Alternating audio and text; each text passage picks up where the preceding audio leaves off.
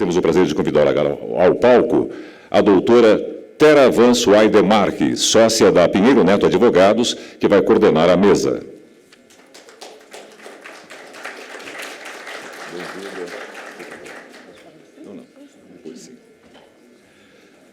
Convidamos também o presidente da Agência Nacional de Saúde Suplementar para abordar o tema Visão do órgão regulador, Leandro Fonseca.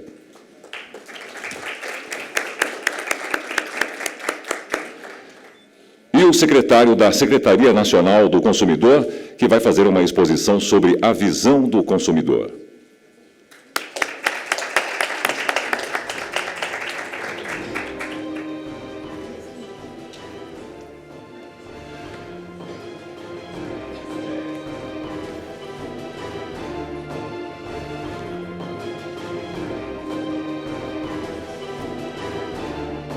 Bem, então, mais uma vez, nossas boas-vindas à doutora Tera, ao Luciano e também ao Leandro. Doutora Tera, fique à vontade para o seu boa tarde e a devida apresentação.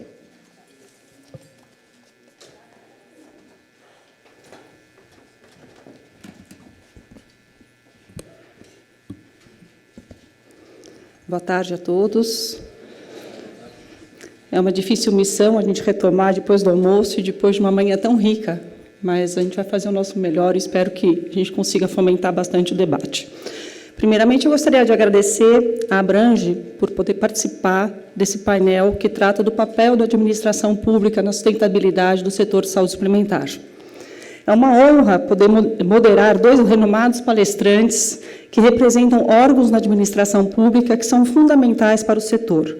O presidente da Agência Nacional de Saúde Suplementar, Dr. Leandro Fonseca, e o secretário da Senacom, Secretaria Nacional do Consumidor, Dr. Luciano Tim. Tanto a ANS quanto a Senacom desempenham um papel relevantíssimo para a sustentabilidade do setor, cada qual com a sua missão, visão e valores, priorizando sempre o interesse público, em respeito aos princípios da administração pública, moralidade, publicidade, ética, transparência e outros princípios que regem a administração pública. A ANS, especificamente, tem a missão de promover a assistência à saúde, buscando equilibrar os interesses dos participantes do mercado, notadamente as operadoras de assistência à saúde e os consumidores beneficiários de planos de saúde. Porém, esses interesses precisam ser conciliados com os demais agentes da cadeia de saúde suplementar, os estipulantes contratantes, os prestadores de serviços e os fornecedores. Já a Senacom, o objetivo é proteger o consumidor e garantir os seus direitos e segurança.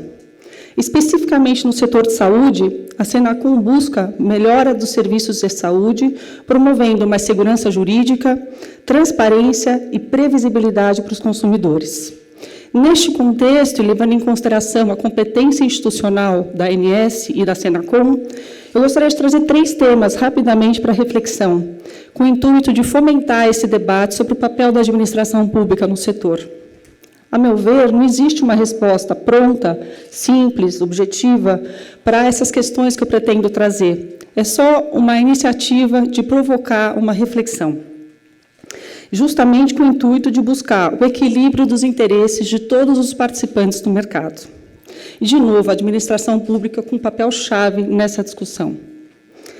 A primeira reflexão que eu gostaria de trazer é o impacto da sustentabilidade no setor com relação à consolidação do setor. Desculpa, eu não estou fazendo o... Tem o passador? Ah, está aqui. São só 3 temas. Tem que apontar para cá. A questão da consolidação do setor. Nos últimos anos, o mercado tem apresentado um elevado grau de dinamismo no que se refere a fusões e aquisições de operadoras, de planos de saúde, prestadores de serviços, incluindo hospitais, laboratórios e clínicas. Também no mercado de capitais, houve uma intensa movimentação no setor, com a abertura de capital de algumas operadoras de plano de saúde, que passaram a se submeter às regras mais rígidas de transparência e de governança corporativa, um ganho para o mercado. O resultado dessas operações, diga-se de passagem, também com investimentos estrangeiros relevantes, tem sido a consolidação horizontal e vertical do mercado, não sem a aprovação da agência e do CAD. Há poucos anos, mais de 1.000 operadoras operavam no mercado. Esse número reduziu drasticamente. Hoje, segundo os dados mais recentes divulgados pela agência, existem 766 operadoras em atividades, mas apenas 739 com beneficiários. Esses números representam uma redução significativa. É bem verdade que essa redução não decorreu tão somente do fenômeno da consolidação. Também decorreu do que é público e notório, do registro de encerramento de várias atividades de operadoras em função de problemas técnicos e econômico-financeiros. Mas se nós focarmos a nossa atenção na consolidação do setor, é inegável que seus efeitos positivos e negativos continuam propagando no mercado de saúde suplementar. Se, por um lado, se argumenta que a consolidação favorece a eficiência, a produtividade e a sustentabilidade dos serviços, por outro, tem-se questionado os aspectos concorrenciais e o empoderamento das operadoras, já que isso pode ser em detrimento dos próprios consumidores. Mas, dada essa consolidação do mercado, a reflexão que eu trago é qual o papel da administração pública, como a ANS e Senacom podem contribuir para a sustentabilidade do setor e proteção dos usuários diante dessa consolidação do setor. O segundo tema que eu trago para reflexão, um tema talvez um pouco mais polêmico, mas bastante relevante, é a questão do forte crescimento do setor por muito tempo, mas que, com a crise de 2014, impactou o setor com uma redução do número de beneficiários. Apenas mais recentemente, como foi divulgado, esses números se estabilizaram, o número de beneficiários parou de cair. Ainda segundo dados da ANS, hoje a gente tem 47 milhões de beneficiários de assistência à saúde e 24,5 milhões de beneficiários de planos exclusivamente odontológicos. Maioria deles por conta de planos coletivos, empresariais e de adesão, em torno de 80%. Mas, em paralelo a esse quadro da saúde suplementar, seguindo a lei da oferta e demanda do equilíbrio do mercado, surgiram outras alternativas, outros produtos de acesso à saúde, alternativas que não se assemelham e não se comparam com planos de saúde. Exemplo disso são as clínicas populares, cartões pré-pagos e cartões de desconto. Sabidamente, existe um gap, um descompasso entre esses produtos e as operadoras que são reguladas, controladas pela agência, e esses outros produtos que são oferecidos por entes não regulados. Isso cria um gap. E o fato é que esses outros produtos também visam prover assistência à saúde. É bem verdade que em condições completamente diferentes, do ponto de vista assistencial e econômico-financeiro. Mas o problema é que o entendimento dessa situação cria justamente uma concorrência desleal. E esse é um ponto que necessariamente afeta a sustentabilidade da saúde. Diante disso, e considerando o aumento potencial desses produtos chamados não regulados, a reflexão que eu trago, qual é o papel da administração pública, mais uma vez, diante disso, para proteger o consumidor e visar a sustentabilidade do setor? Qual que seria o melhor caminho? É aguardar a autorregulação do próprio mercado? Ou simplesmente flexibilizar as regras dos planos de saúde como elas são hoje previstas na lei?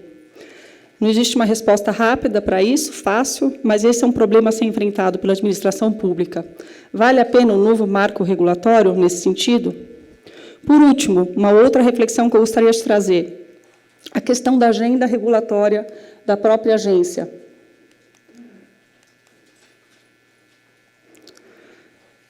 A agenda regulatória, como é sabido, justamente possibilita o planejamento das ações e das atividades prioritárias da agência, que tem aí um planejamento estratégico pela frente, com a definição de eixos temáticos a serem monitorados e implementados pelo regulador. Pois bem, qual que é o papel da administração pública? Ela foi e continua sendo prevista na agenda da agência. No processo de elaboração da agenda de 2019 para 2021, isso ainda não está concluído, está em trâmite, mas se a gente olhar para a agenda anterior, de 2016 a 2018, esse triênio na agenda, chama especial para o eixo temático relacionado ao aprimoramento das interfaces regulatórias, justamente com o intuito de promover a integração e cooperação dos órgãos da administração pública. De fato, a ANS intensificou as suas atividades de interface regulatória no âmbito pioneiro do Programa Parceiros da Cidadania, por ela desenvolvido, a fim de estreitar e fortalecer a articulação com os órgãos do Sistema Nacional de Defesa do Consumidor, Ministério Público, Defensoria e Poder Judiciário. A gente viu muito disso hoje na parte da manhã. Essa interação e cooperação dos órgãos da administração possibilita a troca de informações e ações conjuntas para aperfeiçoar a regulação setorial e garantir a visão sistêmica do setor de saúde suplementar e efetiva proteção do consumidor. Nessa linha, recentemente foi iniciada uma parceria que deve ser firmada entre a agência e a Senacom, justamente para tentar contribuir para a sustentabilidade do setor, notadamente para fins de redução dos conflitos, dado que a judicialização, como discutimos hoje pela manhã, é um dos maiores desafios do setor. E os conflitos surgem das mais diversas temáticas, mas principalmente relacionados à questão da simetria de informação e da contratualização. Nesse cenário, eu me pergunto, quais as principais falhas do setor a serem alvo da atuação conjunta da agência e da Senacom? Com isso, eu trago essas reflexões e as minhas singelas considerações a respeito de cada um desses temas para tentar fomentar o nosso debate. Claro que existem outros enfoques que podem ser trazidos no que diz respeito ao papel da administração pública no setor de saúde suplementar. Eu destaquei apenas esses 3 pontos e, com isso, eu gostaria de encerrar a minha fala introdutória como uma provocação para os palestrantes que aqui estão, e passo a palavra, não sei quem quer falar primeiro, doutor Leandro, por favor, e depois doutor Luciano. Obrigada.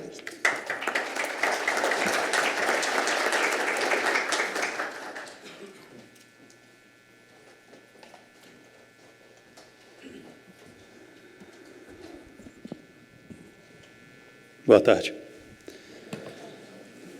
Obrigado, Reinaldo, pelo convite para estar aqui. Prazer estar num painel com a Tera, com o Luciano. Cumprimentar o doutor Rogério, diretor da agência, que está aqui presente também, e a todos vocês, uma boa tarde. Bom, para falar sobre o papel da ANS na sustentabilidade do setor, preciso posicionar rapidamente os principais atores desse mercado.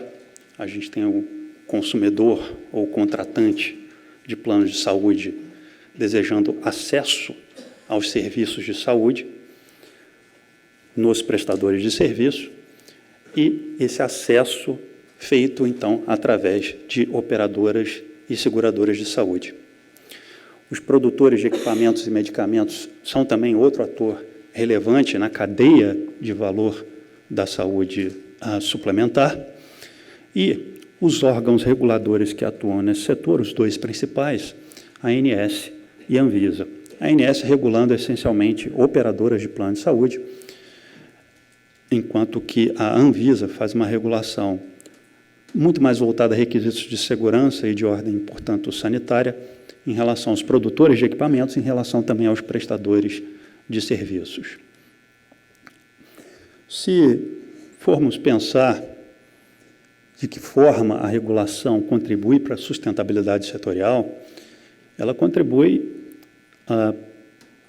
lato sensu, em todos os aspectos, na medida em que operar plano de saúde requer competências em diferentes dimensões. Requer uma competência, por exemplo, de subscrição, que é você precificar adequadamente para cobrir determinados riscos financeiros, requer uma competência de comercialização, na medida em que o modelo de financiamento do setor é o mutualismo e, portanto, requer um pool, né, o maior possível para estar diluindo os riscos, e requer também competências de serviços de saúde, na prestação de serviços de saúde, na medida em que para o consumidor, para o contratante de plano de saúde, não é só intermediação financeira, não é só proteção de risco, é também prestação de serviço. Portanto, operar plano de saúde não é trivial e requer competências em diferentes dimensões e, portanto, precisa ter uma gestão muito adequada em vários aspectos. Gestão de risco, financeira, comercial, de rede, de gestão de saúde da população. E a regulação, ela atua em cada um desses aspectos. Particularmente, no que diz respeito à regulação econômica e prudencial, a lei nos trouxe algumas obrigações para estabelecer parâmetros para a regulação econômico-financeira do setor, em especial a regra de capital e constituições de garantia financeira. O principal objetivo da regulação econômica do setor é, portanto, mitigar esse risco de insolvência, esse risco de quebra de uma operadora de plano de saúde, e, ao mitigar esse risco de insolvência, evita uma sobrecarga do sistema público, evita, obviamente, a exposição do beneficiário, que pode ficar desassistido num momento de vulnerabilidade, implica risco sistêmico, na medida em que a quebra de uma determinada operadora pode comprometer a rede que tem uma alta dependência dela, e implica impactos também para a concorrência, como a doutora Tera levantou, esse movimento de concentração de mercado que ocorre. Esse movimento ele pode ser refletido por esse gráfico, que mostra que uma quantidade reduzida de operadoras, menos de 200 operadoras, representam 80% dos beneficiários de planos de saúde.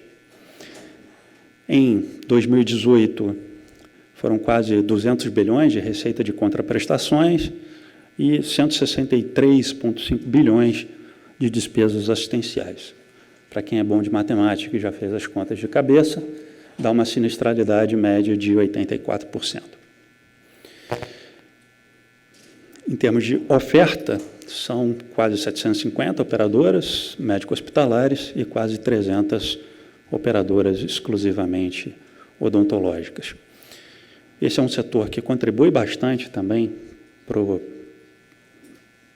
a economia como um todo, na medida em que gera bastante emprego, e que, na medida em que 2/3 dos planos são coletivos empresariais, contribui também para a produtividade média da economia brasileira, na medida em que mantém ativa a força de trabalho do país. Para o regulador, existem alguns desafios preliminares em relação à sua atuação. Na teoria da regulação, é justificável a intervenção estatal quando há alguma falha de mercado relevante. Essa falha de mercado ela pode levar a uma intervenção estatal, seja diretamente, provendo diretamente o serviço, seja através de regulação. Então, durante muito tempo no Brasil, por exemplo, a energia elétrica, o governo optou por prover diretamente esse serviço. Por quê? Porque é um monopólio natural. A gente não escolhe qual interruptor, pelo interruptor, qual fornecedor de energia elétrica a gente quer. Portanto, é um monopólio natural. Num determinado momento, o Estado brasileiro optou por fornecer diretamente aquele serviço. Em outro momento, optou por fazer uma privatização e passar, então, a regular aquele setor econômico. No caso da saúde suplementar, a opção pela regulação, pela ação estatal, portanto, nesse setor, se deve para uma falha de mercado muito significativa, que é a simetria de informação. A simetria de informação gera uma dinâmica que, sem regulação, não funcionaria direito.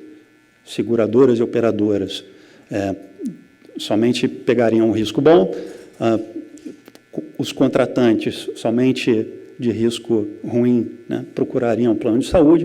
Portanto, existem todos um arcabouço legal e regulatório para exatamente garantir a existência desse mercado e a sua sustentabilidade, portanto, no longo prazo.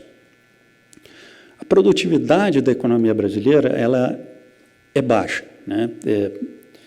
Esse gráfico ele mostra que o trabalhador americano ele tem uma produtividade 6 vezes maior do que a do trabalhador brasileiro. No setor de saúde, a literatura ela já aponta que o setor de saúde tem uma produtividade naturalmente menor do que os demais setores. No Brasil, a saúde suplementar ainda possui outros fatores limitantes a uma dinâmica mais eficiente, né?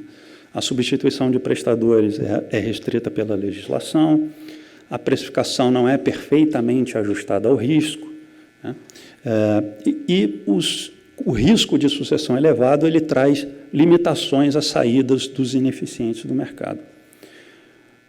Por que eu digo isso? Porque a dinâmica de competição que existe na cadeia de valor da saúde suplementar é uma dinâmica que, associada às falhas de mercado, não basta jogar todas as fichas em promoção da concorrência para esse mercado funcionar adequadamente do ponto de vista de bem-estar social. Então, em que pese a legislação procurar tratar o problema da assimetria de informação, a dinâmica de competição ainda traz outros problemas. As operadoras de plano de saúde, por exemplo, competem entre si muito pela relação entre preço do plano de saúde, a rede e o acesso à rede, a facilidade desse acesso à rede.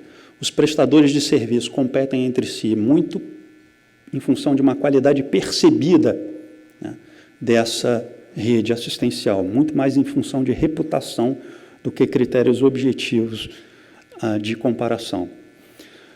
Os empregadores, eles são players relevantes do sistema, 2/3 dos planos são coletivos empresariais, mas eles usualmente consideram que o cuidado em saúde dos empregados é responsabilidade da operadora, já que esse não é o business deles e eles contrataram as operadoras para isso.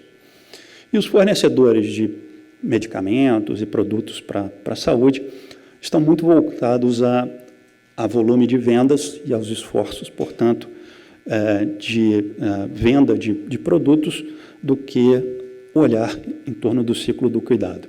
O consumidor, por sua vez, ele valoriza, né, essa qualidade percebida da rede, algumas outras facilidades e, usualmente, esperam, né, gostariam de pagar menos para ter mais acesso à saúde suplementar.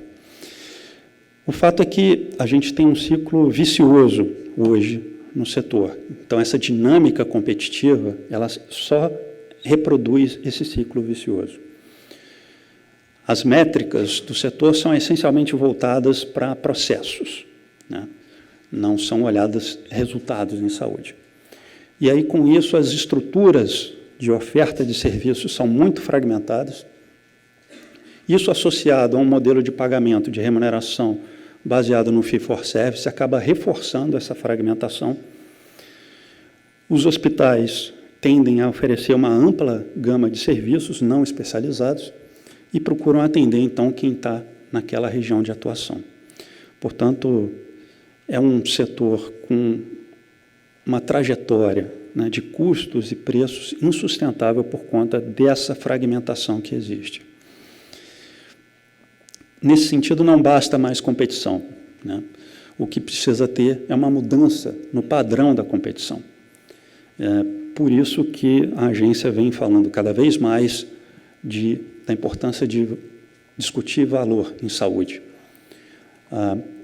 Já vínhamos há um tempo tratando de incentivos à promoção à saúde e prevenção de doenças. Falamos durante muito tempo sobre a necessidade de mudança de modelo assistencial para um modelo em que haja uma coordenação maior do cuidado e o usuário não fique perdido na rede, né, sem saber qual prestador ele deve buscar.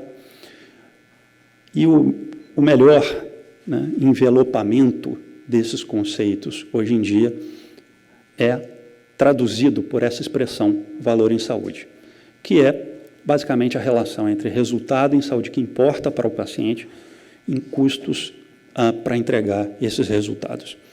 E aí o resultado não pode ser só no nível 1, né, de sobreviveu ou não sobreviveu. Deve ser olhado também níveis mais profundos desse resultado em saúde, inclusive olhar a experiência do paciente e a sustentabilidade da recuperação dele no longo prazo. Com isso, a gente consegue entrar num ciclo virtuoso de competição baseada em valor, em que as métricas passem a ser com base em resultado em saúde. E aí, com isso, a própria estrutura de oferta de serviços se reorganiza em prol de olhar um ciclo do cuidado do paciente. Ao olhar o ciclo do cuidado completo do paciente, o modelo de remuneração muda automaticamente para exatamente remunerar adequadamente quem entrega melhor resultado. Com isso, o próprio escopo da oferta se aumenta e do espaço geográfico de atrair outros clientes também se aumenta. Obviamente, isso requer plataformas de TI integradas e interoperáveis. Tratar desse tema, além dos incentivos que vêm sendo colocados, como a certificação de APS, incentivo a programas de promoção à saúde e prevenção de doenças, tratar de valor em saúde é um outro tema relevante que vai ser bastante explorado na nossa agenda regulatória para o triênio 2019-2021. Acreditamos que tornar o sistema sustentável é preciso mudar o modelo e é preciso, portanto, perseguir esse conceito de valor em saúde. Pode parecer, talvez num primeiro momento, muito etéreo, né? E aí talvez caiba um exemplo um pouco pessoal. Meu pai, ele era uma pessoa que fumava bastante, desde os 15 anos de idade, e gostava de caminhar, tentava se manter saudável caminhando, mas não largava o cigarro, né? Um dia ele foi no médico, estava tossindo muito, fez uma radiografia. Como ele melhorou, ele não voltou para procurar o exame, para pegar o exame. 2 anos depois, ele voltou a se sentir mal, o médico pediu um novo exame de raio-x, ele foi, fez o exame, o médico, traz o resultado antigo também. Ele foi e levou. Ele estava com câncer de pulmão, e o câncer ele tinha sido detectado já no primeiro exame. Só que no segundo exame, ele já estava num tamanho tão grande que não era possível ser operado, né? Então, ele ficou entrando em sessões de quimioterapia, de vez em quando precisava ser internado. Numa dessas internações, ainda tomando quimioterapia, ele veio a falecer. É um sistema que está todo errado, né? Então, assim, a operadora de plano de saúde não se preocupou se ele era fumante. O laboratório de diagnóstico, né, sabia que ele tinha câncer, o resultado ficou esquecido numa gaveta, não avisaram ninguém. O tratamento quimioterápico foi feito até o dia da morte dele, o que é totalmente não recomendável. E qual é o valor que está sendo entregue aí? Então, é um sistema que está completamente equivocado, entregando muito mais volume do que resultado em saúde. Então, ter um sistema de saúde diferente do que meu pai teve é o que eu quero entregar para minha filha, que vai fazer 5 anos agora.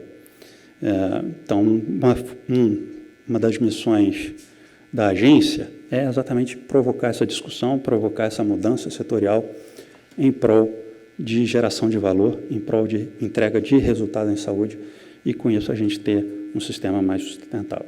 Obrigado.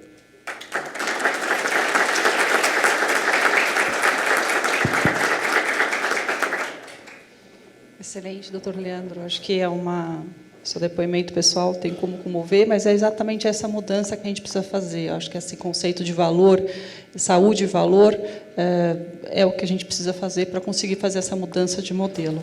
Mas vou passar a palavra para o doutor Luciano Tim, depois a gente faz um bate-papo aqui. Boa tarde.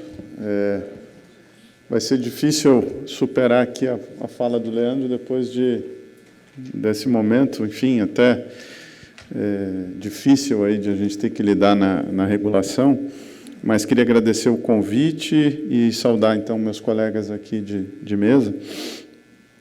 E esse depoimento sobre missão, eu que, digamos assim, não tinha um passado na administração pública, foi o que mais encontrei ao interagir com colegas da área da Administração Pública Federal, né? Certa feita, num almoço de confraternização, num feriadão 1º de maio, estava todo mundo lá trabalhando em Brasília, com colegas do Ministério da Justiça, todos, né, tinham perdido algo para estar ali, do ponto de vista pessoal, né? Um abriu mão da magistratura, outro abriu mão do Ministério Público, outro abriu mão da advocacia. Até a minha é mais fácil porque tem volta, né? Outras não poderão mais ter volta, mas acho que esse senso de missão é o que eu posso dizer que foi o que mais encontrei no pouco tempo que estou na Administração Pública Federal. Bom, aqui é falar sobre consumidor, mas, digamos assim, vou falar rapidamente, porque é a primeira oportunidade de falar aqui para esse setor sobre como que o Ministério da Justiça vê a regulação do consumidor, e se existem algumas peculiaridades desse Ministério no tema de combate à corrupção, o próprio fato de ter compliance interno, né? Existem hoje regras de compliance dentro do próprio Ministério da Justiça, já existiam, mas há uma campanha, né, fazer a coisa certa, do jeito certo, né? Também na defesa do consumidor tem algumas peculiaridades que eu gostaria de dividir com vocês, porque muitas vezes pessoas que me antecederam vinham de PROCONs, que realmente exercem um grande papel, enfim, mas não é o meu perfil específico, né? Eu tanto estudei direito consumidor, mas também estudei direito econômico, digamos assim, a nossa linha ali no Ministério, nesse ponto, é muito mais ligada à regulação, propriamente dita, do que propriamente um PROCON, né? Os PROCONs já existem, eles exercem um papel essencial, e nós respeitamos muito, só que o nosso papel é só coordenar, fazer com que os PROCONs caminhem todos, na medida do possível, no mesmo caminho, né? Mas é um papel de coordenação de políticas públicas. Então, ao ter esse papel de coordenação de políticas públicas, na nossa visão, o nosso papel é técnico, né? E ele é técnico a partir de uma coisa que chama análise de impacto regulatório. Então, essas regulações, essas coordenações de política pública, elas devem ser feitas com base em análise de impacto regulatório e também depois de uma avaliação ex post para ver se aquela opção regulatória ela funcionou. E isso fez com que eu, tendo liberdade de escolher a minha equipe, então, o meu time é bastante técnico e aproveitamos gente do setor público com experiência em área regulatória. Temos aí umas 4 pessoas que vieram do CAD, umas 2 que vieram de outras agências reguladoras e, especificamente, o meu diretor do Departamento de Proteção e Defesa do Consumidor, além de advogado, ele é matemático e o doutorado dele é em economia, só para ver que, assim, para onde é que a gente está enxergando a regulação. Bom, e nós temos lá, e o ministro, desde o início, nos cobrou resultado, né? Então, o que ele diz é que o brasileiro quer ver as coisas funcionando. Então, para ver as coisas funcionando, você precisa de gestão e você precisa medir, porque se você não mede, você não gere. Então, nós escolhemos lá 3 metas principais, né? E essas 3 metas principais são uma política de desjudicialização, sem precarizar o consumidor, evidentemente, que é a plataforma do consumidor.gov.br, que eu vou falar mais adiante. E por que desjudicializar é importante? Vocês vão ver alguns dados que, quando a gente faz a análise de impacto regulatório, vocês vão ver que é necessário isso, desjudicializar, sem precarizar. Recall, que eu acho que, salvo quem for da área aí de medicamentos, enfim, talvez não afete, mas é um problema grave, né, esse problema dos recalls. E quanto mais a gente evolui nisso, mais percebe que o consumidor, mesmo alertado, não atende às campanhas de recall, então é preciso mudar a forma como é feito o recall. E, num terceiro ponto, a reestruturação do fundo de direitos difusos. Então, todas as condenações do CAD, da Senacom, vão para um fundo e a gente administra esse fundo. Isso é muito importante para a política, enfim, e algumas agências, aliás. Estamos aí em vias de firmar uma parceria, quem sabe também aí uma conversa, mas semana passada a Anatel destinou 57 milhões, é uma notícia pública, né, de um acordo feito por uma empresa de telefonia para o CFDD. Então, algumas agências também destinam as condenações lá para o CFDD. E depois, internamente, a gente tem duas metas, que não são do Ministério como um todo, mas que são modernizar a lei do SAC, que eu acho que vai afetar vários aqui do setor, porque a lei do SAC ela foi feita num momento específico de tecnologia, né, e que hoje a tecnologia é muito mais ampla do que ter um 0800 para atender pelo telefone, e também ele foi desenhado numa época em que os consumidores não tinham para quem telefonar, né. Hoje isso já está resolvido, então acho que é preciso focar o SAC na resolutividade, né, e é possível ter métricas, e é assim que eu tenho visto alguns países fazer. E depois uma outra meta nossa é tentar, na medida do possível, padronizar o processo administrativo sancionador no âmbito do consumidor, porque realmente 900 PROCONs, cada um com um processo administrativo e uma dosimetria de pena, gera insegurança jurídica, e há até uma demanda do Ministério da Economia que isso seja mais previsível, né, do Ministério da Economia na Secretaria de Pequenas e Médias Empresas. São as pequenas e médias empresas que sofrem mais com insegurança jurídica, e até por isso que foi feita, entre outras coisas, uma medida provisória de liberdade econômica para desburocratizar.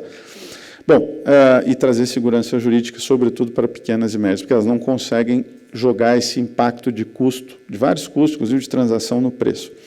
Bom, mas aqui, e depois uma outra coisa só para a gente, também tomou a decisão de aderir à comissão, um status mais evoluído, vamos dizer assim, participação da Comissão do Direito do Consumidor da OCDE, o que vai exigir justamente impacto regulatório, uso de economia comportamental na regulação, que chama Behavior Insights, e também a gente tem trabalhado muito em parceria com as agências, né, para que todo mundo reme para o mesmo lado.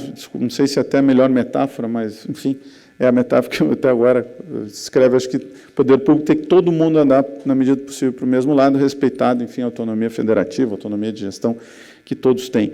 E se tem uma coisa que a gente notou ali na Senacom, que é um time de regulatório bom, é que as agências ainda usam pouco a economia comportamental, está pouco desenvolvida no Brasil.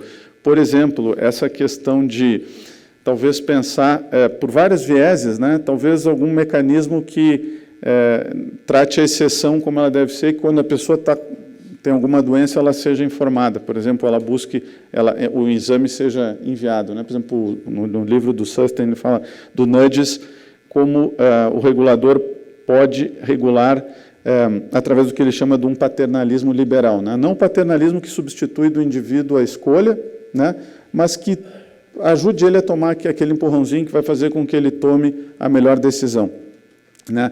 Então, por exemplo, eu como gaúcho, né, para mim o churrasco tem que ter sal, né?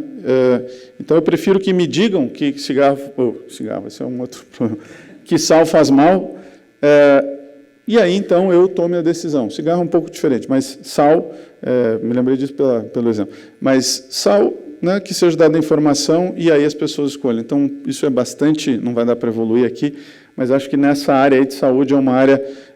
O Sustain também fala do exemplo do desconto da Previdência, que nos Estados Unidos é privado, né?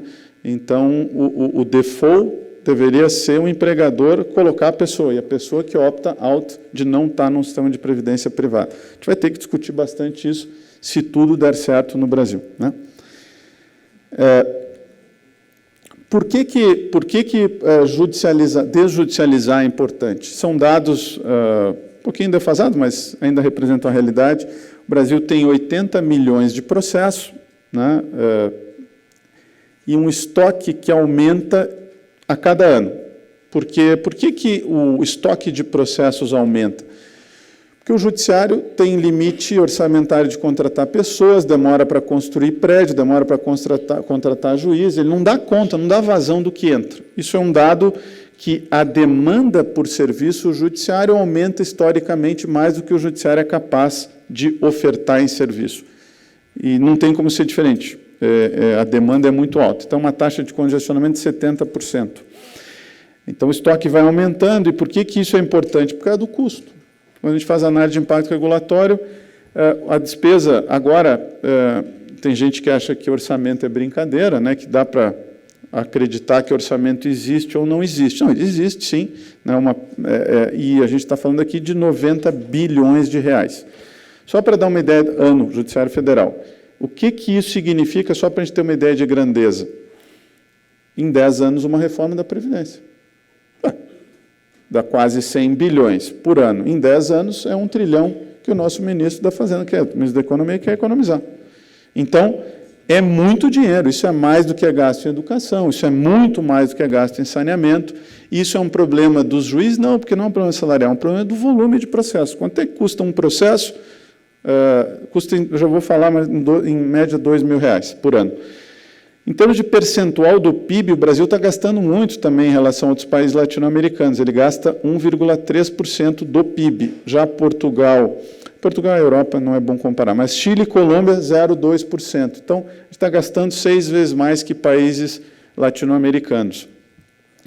A Argentina, menos ainda, mas acho que a Argentina hoje não está um bom exemplo. Mas se pegar Colômbia e Chile, vamos ver que o Brasil está gastando muito em processo. Custo médio, esse dado é antigo, teria que atualizar, mas assim, é uns R$2.000, em média, né? Porque fazendo uma média de todos, bota o juizado especial. Né? Então, quanto tempo, em média, demora uma ação no juizado especial? 4 anos. Se não precisar de execução, que são mais 6. Isso seriam 10 anos. R$2.000, né? 6 anos, R$12.000, né? Não, 10 anos, 2.000, 20 mil, é isso? Estou fazendo conta de padeiro, só para assim, a gente ver que, sem nenhum demérito aos padeiros, que, aliás, se não fizesse conta direito, padaria não daria certo, nem deveria ter dado esse exemplo. Bom, estou fazendo conta, né, hoje em dia também, uma conta, enfim, sem muita reflexão. Isso é só a matéria que eu ensino lá na FGV, que chama Direito e Economia, ou Law and Economics, né? Se eu fizer um gráfico para ver como a gente está apostando errado, né? Esse gráfico até ele não vai dar para vocês verem, mas a verdade é que quanto mais intenso um litígio, mais tempo ele demora e mais caro fica. Portanto, qual é a maneira mais barata de resolver uma disputa? Que está ali no início, né? Não está apontando aqui, mas é negociação. Negociação é a forma mais barata de resolver uma disputa. Por quê? Porque demora menos, as pessoas já sabem qual é o problema, usando a expressão, tem baixa assimetria de informações. As partes sabem exatamente qual é o conflito e o problema. E precisam de pouco tempo para resolver. Vai evoluindo no gráfico, segunda forma mais barata, mediação. Mediação é mais barato do que, por exemplo, a arbitragem. Por quê? Porque o mediador resolve com menos horas o conflito que o árbitro vai resolver. Se o mediador não resolver, vai ter que ir para a arbitragem. A arbitragem é mais barato que o judiciário. Ah, mas eu sempre escuto que a arbitragem é cara. É porque o custo não aparece na conta, certo? Na verdade, o judiciário, como forma de resolver, é mais caro. É que você não nota porque o litígio judicial ele é subsidiado pelo contribuinte, né? Então, não existe nada de graça, certo? Então, há uma elevada dose de subvenção judicial, subvenção do contribuinte. Então, não é uma boa aposta como método, né, de solução de disputas. Então, aqui eu poderia ainda fazer uma provocação aqui, né, da área de... Estava falando de direito e economia, agora de tecnologia, né?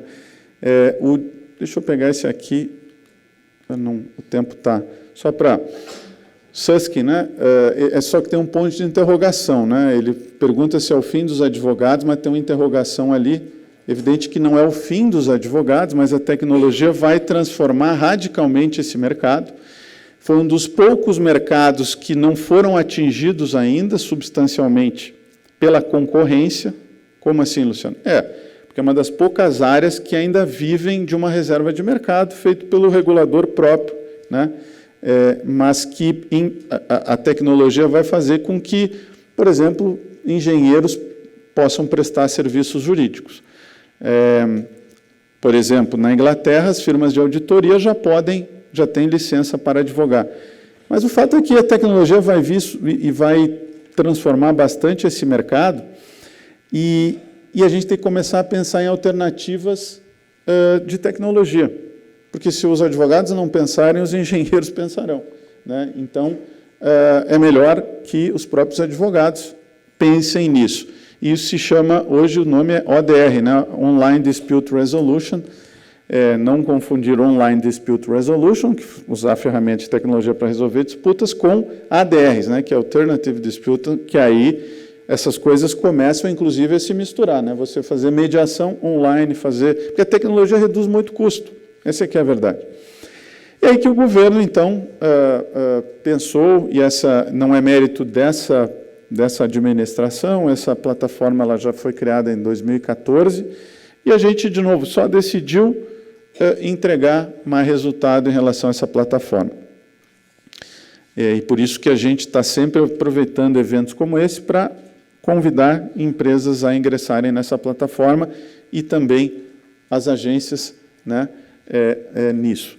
A gente entende que empresas e também setor público, cada um deve fazer aquilo que é bom, né? As agências reguladoras são boas regulando mercados. Às vezes, atendendo o consumidor, talvez isso pudesse não ser feito dentro das agências reguladoras. Por exemplo, a ANAC migrou toda a área de reclamação de consumidores para a plataforma do consumidor.gov.br. Né? E a gente tem solicitado que as agências todas considerem essa hipótese de concentrar todo o canal de reclamação pelo consumidor.gov.br para facilitar a vida do consumidor. Essa plataforma foi criada, ela é uma plataforma, talvez o termo técnico não seja conciliação, mas eu uso, enfim, nem sempre o evento aqui é de advogados que gostam de discutir conceitos, né, e precisão conceitual, mas, enfim, é uma ferramenta de negociação e de aproximação, por assim dizer, de consumidores e fornecedores. Tem na internet, mas tem aplicativo também. O consumidor vai lá, se manifesta, a empresa responde, eu prefiro manifesta do que reclama, né? Reclama tem uma coisa um pouco, né? Ele se manifesta, a empresa responde e o consumidor avalia. Então, uma plataforma, digamos assim, que liberta o consumidor, que ele pode ele próprio reclamar, né? E vejam a importância dessa plataforma, porque o consumidor ganha autonomia, ele pode ir lá reclamar e ele diz se foi atendido ou não. E todos monitoram porque é público. Então, não tem conflito de interesse, não tem quem eventualmente ganhe para fazer isso. E as empresas só entram se quiserem, porque senão o que acontece é que você só vai funcionar uma negociação, né, se efetivamente os envolvidos estiverem disponíveis. Esse dado está um pouquinho defasado. Hoje já são mais de 500 empresas credenciadas, já são mais de 1.600.000 reclamações. Ano passado foram 600.000 reclamações. O nível de satisfatividade dos consumidores, de resolutividade, é 80%. E o tempo médio de resposta são 7 dias. Então, o que eu tenho dito é o que é melhor para o consumidor. Por isso que eu digo que é desjudicializar sem precarizar. Porque são 7 dias para 80% de resolutividade. Ano passado foram 600.000 reclamações, entre aspas, isso significou menos 500.000 ações que deixaram de entrar no judiciário. Isso economizou para o contribuinte, isso reflete preço para o consumidor e ele foi atendido. Então, é algo que está aqui, né? 81%, 7 dias, 98% das reclamações respondidas, não significa satisfação. As áreas, né? Telecom, isso acho que é menos importante, os temas. E só funciona porque a parceria com o PROCON, Ministério Público, Defensoria, tem convênio com os tribunais e vamos firmar um convênio muito, muito importante, dia 22, com o CNJ, para integrar o consumidor.gov na plataforma do CNJ do processo eletrônico, né? Então, sempre nessa pauta de desjudicializar. Tem estudos que recomendam, enfim, o uso da plataforma. Tem decisões de alguns juízes polêmicas, inclusive exigindo a negativa da empresa no GOV para então reclamar no judiciário, porque isso vai permitir que a gente separe o joio do trigo. As empresas que estão atendendo bem no SAC, no GOV, os seus clientes, isso significa que o consumidor está bem atendido. E o que acontece com aquela litigância predatória? Que é marginal no sentido econômico, né? Por favor. Ou seja, que é excepcional e que não é do consumidor, né? E a gente tem que começar a identificar de quem é que está gerando essa litigância, né, exagerada. E como tratar isso. Isso é um estudo do CNJ que sugere a integração do GOV com o processo eletrônico. Tem previsão legal, ganhou vários prêmios, é bastante elogiado, funciona mesmo, e tem várias, finalizando já, várias empresas que são parceiras, porque eu acho que é uma gestão que não vê empresas como inimigas, elas veem empresas como, não existe mercado sem consumidor de um lado e sem fornecedor de outro lado. Então, quanto mais envolvimento das empresas tiver, e elas merecem, inclusive, reconhecimento, porque as que vão bem na plataforma, porque como ela aumenta, cada ano ela aumenta 20% o atendimento, e as empresas mantêm a resolutividade em 80%. Ora, se está aumentando a demanda 20% e a satisfação está estável, é porque as empresas estão se dedicando a dar tratamento àquilo. Então, com isso, tempo esgotado, agradeço. Até tinha pensado não trazer slides, mas acho que para dados é mais fácil visualizar. Então, obrigado.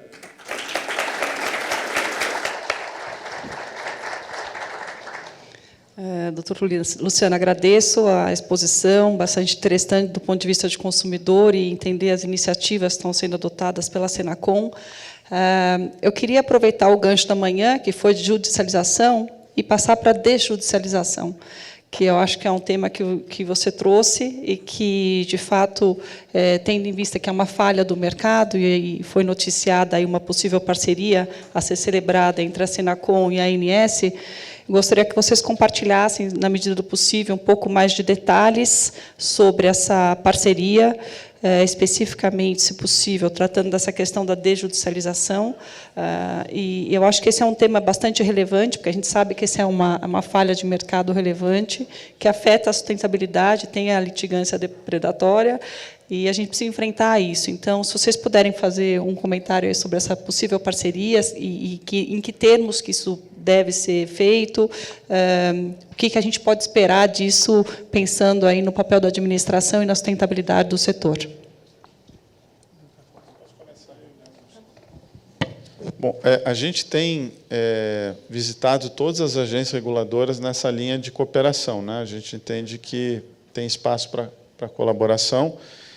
No mundo ideal da Senacom, sendo bem transparente, o ideal para o consumidor é que houvesse um canal único. A gente entende que todas as agências têm peculiaridades, têm um processo sancionador próprio, mas a gente entende que aquele atendimento individual ele é melhor feito pelas entidades, pelo sistema como um todo, até para evitar redundância. Mas, claro que você não faz tudo da noite para o dia, né? Até chegar no caso da ANAC, que hoje é o caso de maior integração, isso demorou 2 anos, essa construção, né? Então, o primeiro passo e a gente conversou com a ANS nesse sentido, sem que a ANS tenha que fechar o seu canal de reclamação, porque não é trivial, mas que ela incentive o uso da plataforma do consumidor.gov, mais numa linha de cooperação. Mas acho que também a gente tem que ser transparente no sentido de que, para o consumidor ter um canal único, né, e o governo está fazendo um esforço de evitar redundância e tentar fazer com que existam canais únicos de reclamação, né? Agora, o governo federal criou aquela plataforma do consumidor.gov, que é aquela entrada única para serviços públicos prestados pelo Estado. E tem um plano nacional de tem uma secretaria só de digitalização, né, lá do Ministério da Economia, que foi de onde saiu o MP da desburocratização. Então, eu acho que o caminho, o futuro, mas eu entendo que há peculiaridades, e a conversa foi muito boa, tive na ANS, né, para fazer essa conversa, não faz um mês. Então, acho que, assim como com a ANS a gente fez, ainda não foi formalizada, mas até com a ANP. Então, a ideia é que a ANS incentive todos os seus regulados a terem um canal no Gov. Aproveitar a oportunidade para comentar que a agência ela já vinha trabalhando com a ideia, né, de promover esse canal de mediação. originalmente fez uma regulação sobre o assunto em 2010, instituindo a notificação de investigação preliminar, NIP. Depois mudou o nome, virou notificação de intermediação preliminar. E a NIP, como é conhecida no setor de saúde suplementar, ela, além de prover uma solução para o caso concreto, para o caso específico, e aí a taxa de resolutividade da NIP é muito alta, mais de 90%, ela também é um insumo regulatório para outras medidas.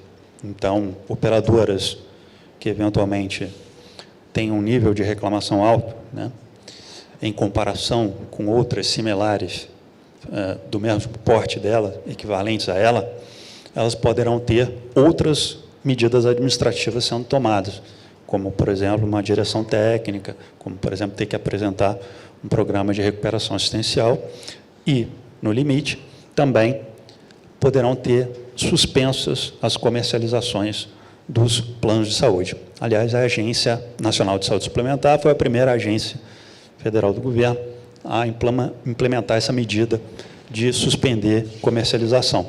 Depois, outras agências vieram a reboque dessa medida, que é, na verdade, uma medida cautelar, não é nem uma punição à operadora de plano de saúde.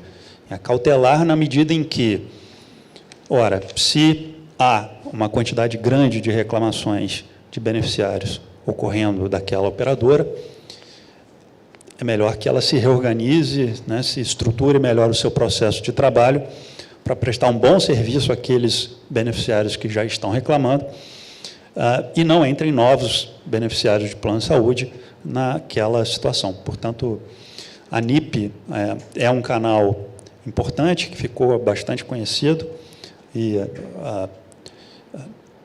pretendemos, né, avançar numa integração maior com a iniciativa da Senacom. Só queria reforçar aqui que ele é um insumo regulatório muito importante para a agência e usado também em outros aspectos da regulação. Sem dúvida, a NIP foi uma ferramenta importante, cria aí indicadores, parâmetros para medição dos serviços das operadoras, e acho que essa unificação de tentar canalizar as demandas de informação, principalmente, que eu acho que é uma das que mais surge em razão da simetria de informação, para o canal consumidor.gov. Eu estava dando uma olhada no site, no setor saúde especificamente, quando a gente olha lá para as empresas que aderiram, a gente tem uma lista, eu considero pequena, de operadoras e administradoras de benefícios, que é uma das classificações, e a outra é de hospitais e clínicas e laboratórios. Também me parece uma lista... Como? A de hospital é muito tímida. É muito tímida. Então, sabendo aí da iniciativa de desjudicialização, que eu acho que é um desejo de todos, e seria muito bom, em razão do custo, não só do processo, mas do custo disso para o setor de saúde suplementar, eu acho que são esforços importantes no sentido de fazer mais empresas aderirem. Até, assim, eu entendo, e deixa eu fazer o argumento contra e a favor, em nome do debate, né, acadêmico, vamos dizer. O argumento a favor de você centralizar, porque como é que eu entendo esse problema da ANS, e ele não é simples. A ANAC, como é que foi resolvido? Ela tem acesso integral ao GOV, então ela monitora as reclamações que ficam, portanto, fora dela, né? Mas ela monitora e usa lá para o insumo regulatório dela. Mas, no caso, fazendo o argumento contra aqui, por que não centralizar, seria porque é um assunto complexo e existe assimetria de informações não fácticas, existe assimetria jurídica, ou seja, o consumidor que reclama não sabe exatamente o que o plano dele, digamos, diz, e aí ele negocia numa condição, numa área que é bem, assim, também não quero, que é mais complexa do que, eventualmente, e com mais implicações do que, bom, também a aviação também não é trivial, mas, enfim, que outras áreas. O argumento a favor é que, bom, você gera eficiência, né, do ponto de vista que é um princípio constitucional, quando você concentra e cada um faz aquilo que é bom, né? O Ricardo falava das vantagens competitivas na área internacional, mas, assim, toda vez que eu tenho especialização e cada um cuidando do que é bom, né? Senão você começa a criar muita coisa lateral e talvez a agência perca. É melhor ter uma agência pensando realmente em regulação, né? Mas são temas. Depois ainda apareceu na reunião outras questões importantes, como a própria a plataforma para algumas coisas é pública e quando você está lidando com saúde tem que ser fundamentalmente privado. Então, por isso que é bom ter que começar. Não dá para começar assim também loucamente, né? Tem que começar com prudência, mas eu vejo que, do nosso lado, o ideal realmente é caminhar para um canal único. Não, sem dúvida, acho que é uma iniciativa importante, ela não deve ser vista como uma alternativa exclusiva, porque ela tem as suas limitações, e isso está bem muito claro no setor. E eu queria aproveitar justamente essa dificuldade, essa limitação. A gente falou do NatJus na parte da manhã e da importância do apoio técnico para as decisões judiciais. E quando a gente passa para essa análise, não na plataforma, porque isso fica bastante restritivo mesmo, quando a gente olha para essa análise, do ponto de vista de efetivamente evitar possibilitar a sustentabilidade do setor. Como que a ANS, diante dessa dificuldade de assimetria de informação, estou falando aqui de contratualização, efetivamente, enxerga que podem haver avanços para tentar reduzir essa assimetria de informação, vis-à-vis aí a carência de informação por parte do consumidor?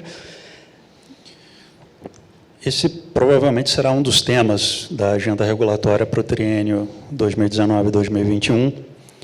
A proposta de agenda regulatória foi levada à consulta pública, já encerraram-se as contribuições, estamos analisando as contribuições e devemos bater o martelo em breve sobre a agenda regulatória 2019-2021.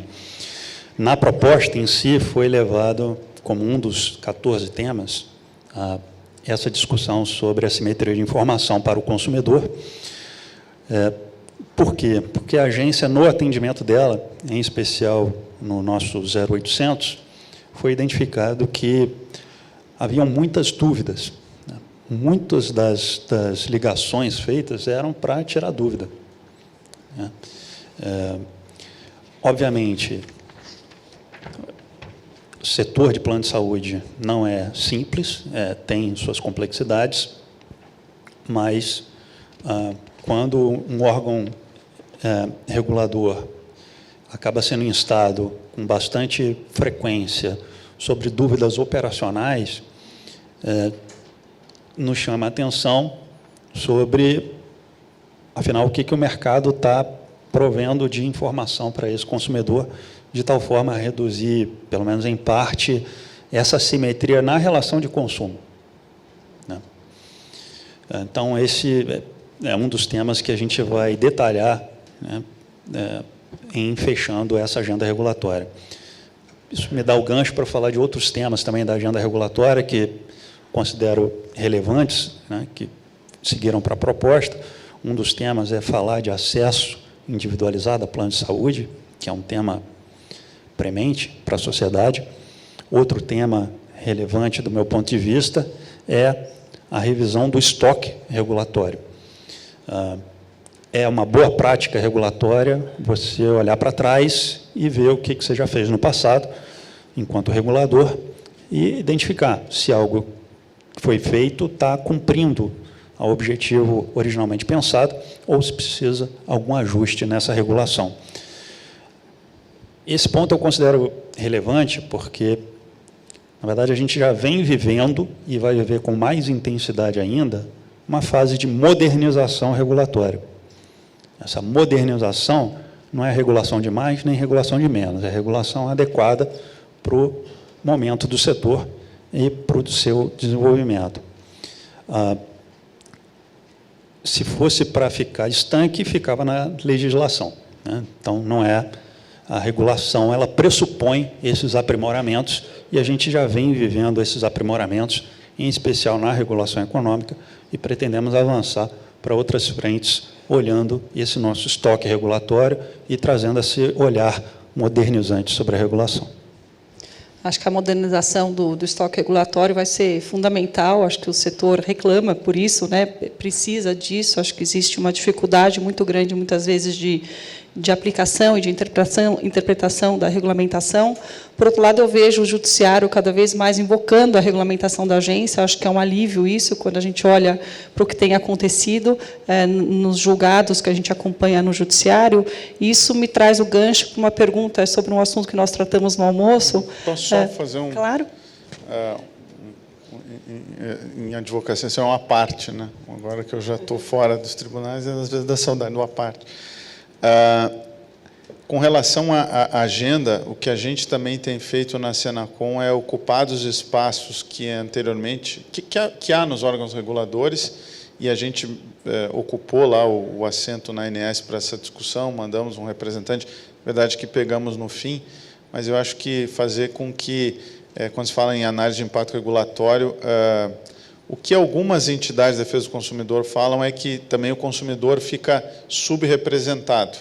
Então, é fazer com que, nesses ambientes, né, de discussão regulatória, a voz do consumidor seja também ouvida, e acho que a Senacom e outros órgãos podem fazer isso. Acho que a ANS deu esse espaço.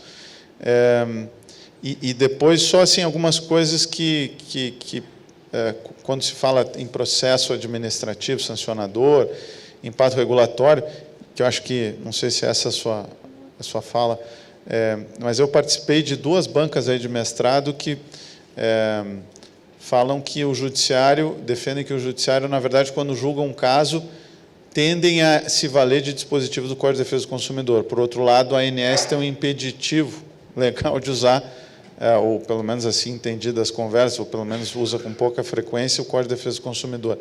Então, talvez nessas discussões, talvez nessa agenda regulatória, se houver espaço, enfim, não sei se vai dar tempo agora, mas tentar usar o dispositivo do Código de Defesa do Consumidor já na análise, ou de alguma maneira, para evitar com que depois ele seja utilizado como ferramenta para afastar a regulação, né? E quando ele parece ser suficientemente amplo para incorporar a análise de impacto, né? Então, é só esse breve à parte aqui. É exatamente isso que eu ia falar, essa interpretação sistemática do Código de Defesa do Consumidor com a regulamentação da agência. Acho que isso tem gerado ruído no mercado, principalmente quando a gente olha para precedentes, julgados que tratam de questões de saúde suplementar. Acho que esse é um insight importante na revisão desse estoque regulatório, porque, de fato, isso acontece. E, lembrando um pouco da fala do ministro, agora pela manhã, e mesmo da doutora Luciana, a questão da diferença do setor público e do privado e das regras de cada um desses sistemas, a questão da relevância do contrato, que foi bastante explorada. Então, acho que esse é um tema que realmente precisa ser bastante discutido, porque ainda tem uma transposição para o setor privado das regras do setor público. Então, a integralidade, a universalidade são trazidas para o setor de saúde suplementar sem qualquer restrição em decisões. A gente bem sabe dos aspectos psicológicos que foram trazidos aqui de uma maneira muito interessante pela Luciana, pela manhã, mas esse é um assunto que realmente dificulta e atrapalha o setor, a questão da aplicação efetiva daquilo que está previsto no contrato, em termos de cobertura, rescisão, manutenção de inativos, o que quer que seja, os temas todos regulatórios tratados pela agência. Sim. O que eu não posso deixar de comentar, em algum aspecto até curioso, é que, obviamente, como vocês sabem, no serviço público você só pode fazer aquilo que está previsto em lei, e no setor privado você pode fazer tudo que não está proibido por lei. Mas é curioso que no nosso setor todo mundo adora uma regra, adora uma norma da ANS, né? Então, chega a ser curioso, porque muitas vezes o próprio setor ele demanda um normativo.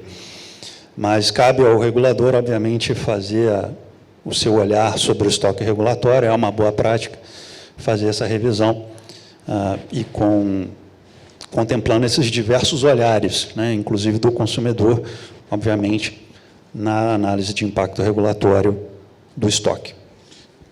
Não, cada evento que eu tenho ido e a gente se discute algum problema do Brasil, eu encontro um dispositivo na MP da Liberdade Econômica resolvendo o problema. Por exemplo, o problema do estoque regulatório tem uma regra, tem uma norma lá específica para fazer isso. A própria questão dos contratos, mas ali, no caso da MP da Liberdade, os contratos empresariais, né?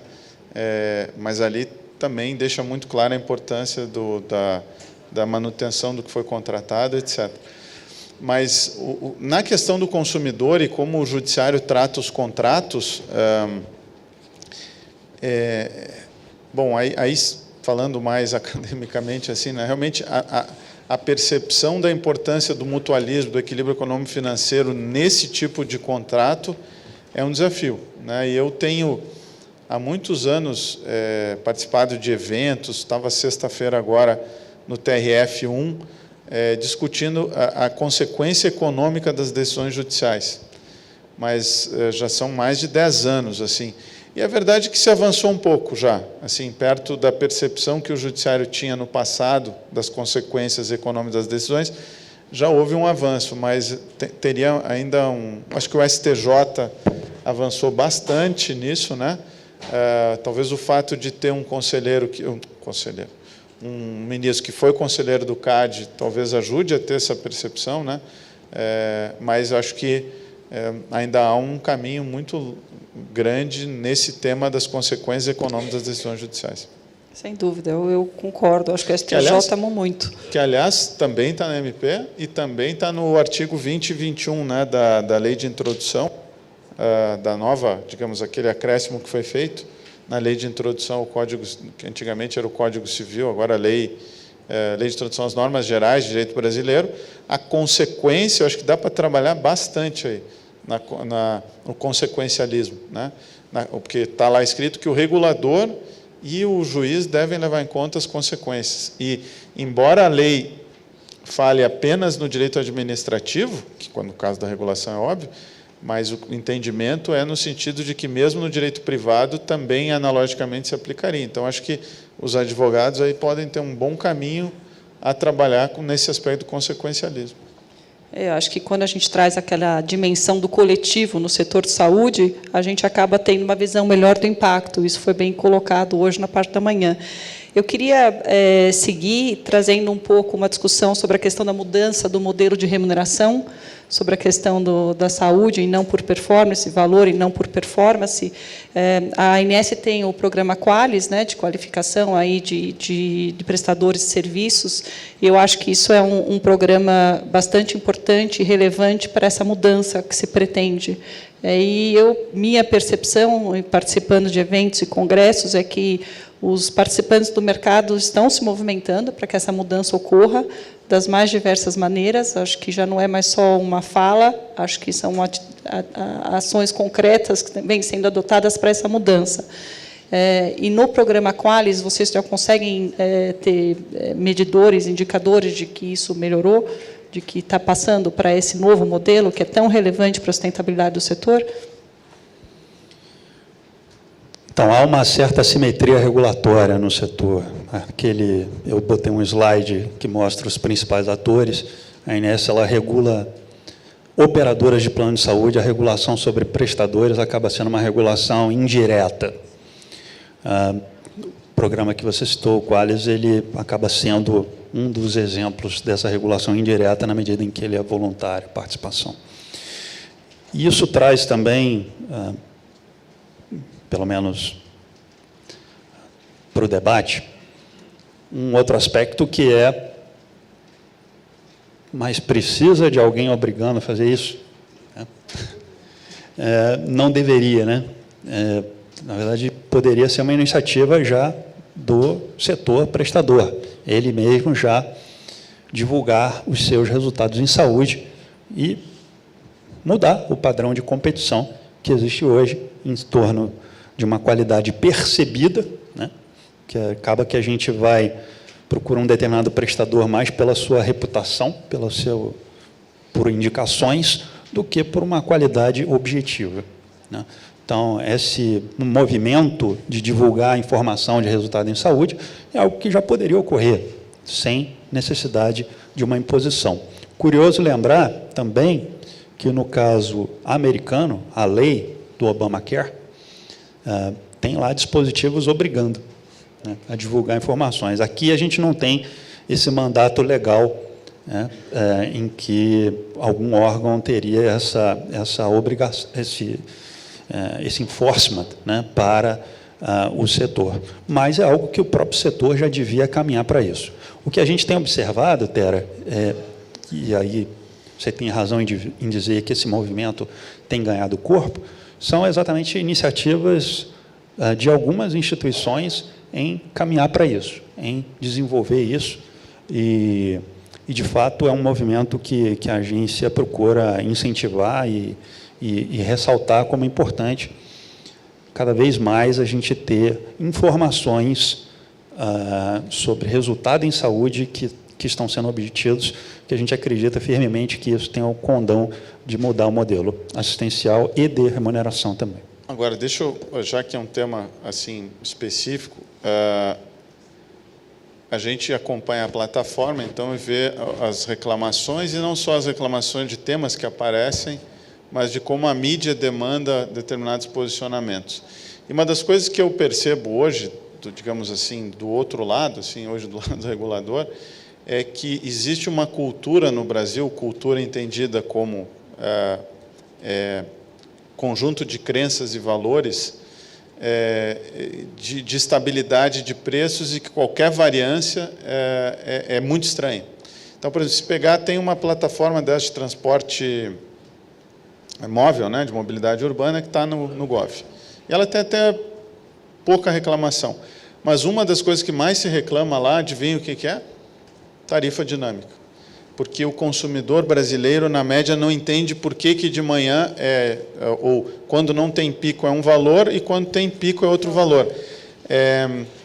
Também na questão já bem mais complexa das aéreas, quando uma empresa quebra, né, se quebrar, mas quando diminui, a microeconomia é um. Né, então, o que eu percebo é que nós temos uma Escola Nacional de Direito Consumidor, e lá tem curso de finanças básicas, mas assim, o Simonsen dizia que o brasileiro tem uma capacidade incrível para o raciocínio antieconômico, né? Ele tem um dom antieconômico. Então, o que talvez remonte uma dificuldade com matemática, enfim, porque então nós temos que, assim, não adianta avançar demais, porque o judiciário reflete, né, o senso comum. Então, eu acho que tem muito trabalho a ser feito ainda aí de microeconomia, assim, um básico, assim, de ensinar a lei da oferta e da procura. Claro que o Brasil tem concentração de mercado, e o CAD cuida disso, inclusive, né, quando tem cartel e tal.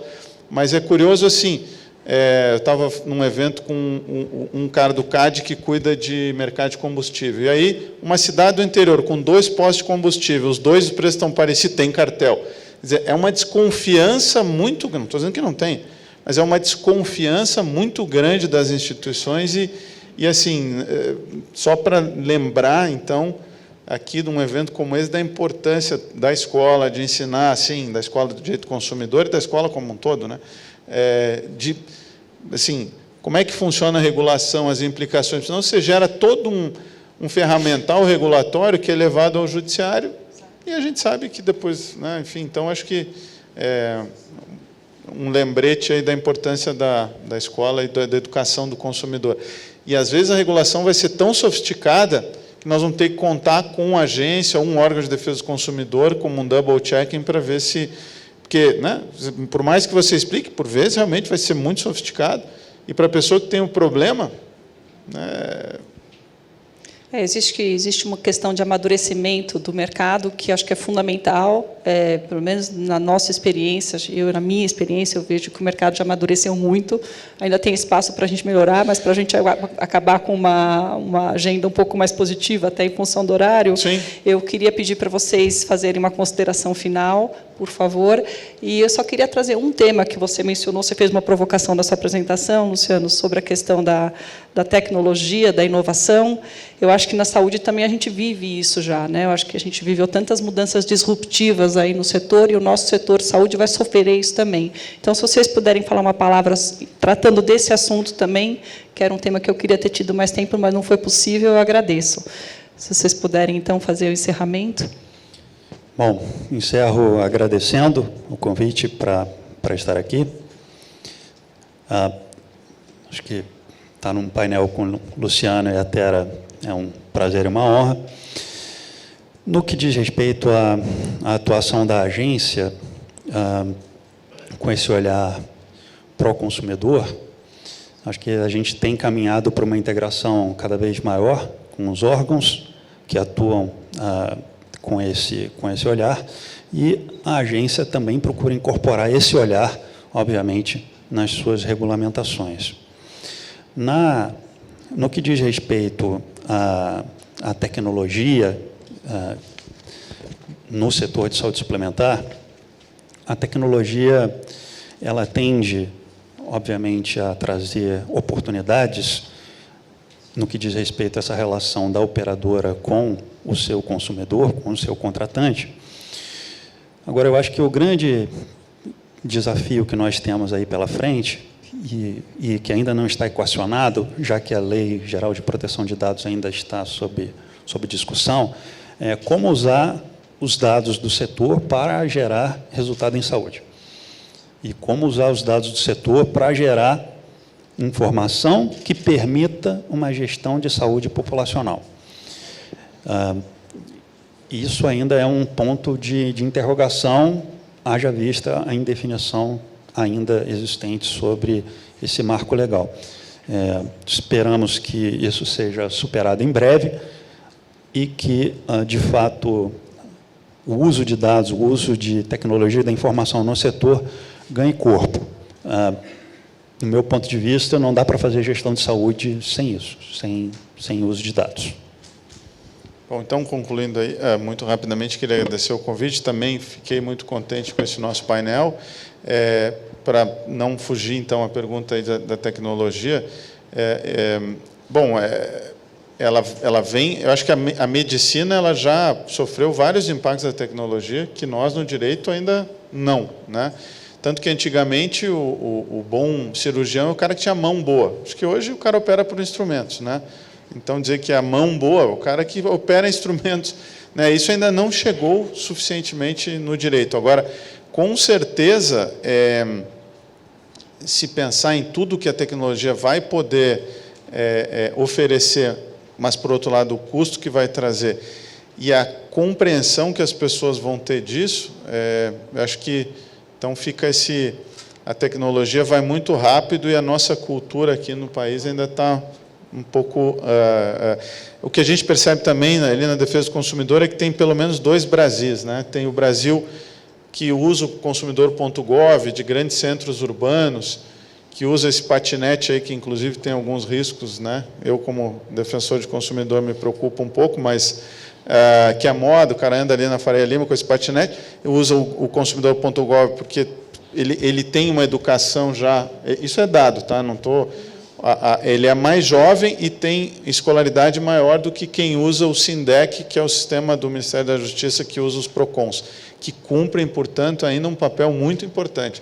Então, se o PROCON não for capaz de explicar lá para o consumidor que está buscando aí no balcão a complexidade regulatória, nós vamos ter um problema. Então, acho que fica a educação e a escola lá do consumidor é toda ela digital, online. Então, a gente pode aí investir em cursos para formar não só o consumidor, mas PROCONs, enfim, judiciário. Sucesso nessa empreitada do papel da administração no setor de saúde suplementar e na sustentabilidade. Obrigada mais uma vez, uma honra, Leandro e Luciano. Obrigada.